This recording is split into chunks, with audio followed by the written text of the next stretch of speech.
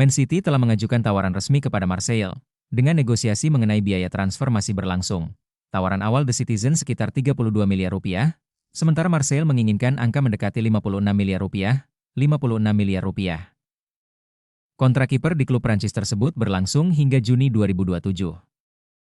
Trafford hanya tampil terbatas musim lalu setelah kedatangan Donnarumma dan sedang mencari tempat sebagai kiper utama.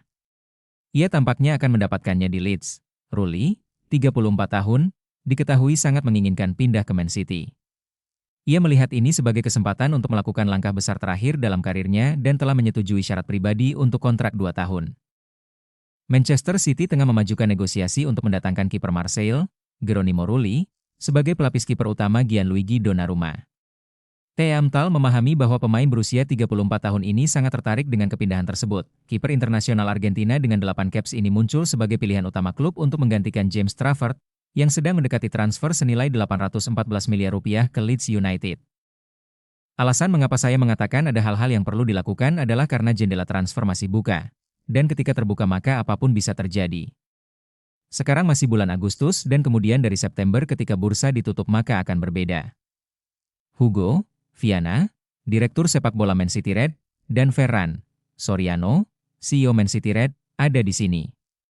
Kami berupaya berbicara setiap hari untuk melihat apakah kami perlu melakukan sesuatu. Seperti yang sudah saya katakan. Sementara itu, Manchester City baru melakukan satu transfer setelah menggait Elliot Anderson dari Nottingham Forest. Kabarnya, si Biru Langit sedang mengincar Pedro Neto, yang tampil bagus di bawah asuhan Maresca saat masih memanajeri Chelsea. Manajer Man City Enzo Maresca menegaskan, timnya tidak memerlukan perombakan. Namun, Man City disebutnya butuh tambahan pemain-pemain berpengalaman. Ini akan menandai semacam kembali bagi Rulli. Man City mendatangkannya dari Deportivo Maldonado pada 2016 setelah penampilan impresif saat dipinjamkan ke Real Sociedad, namun kesepakatan itu batal.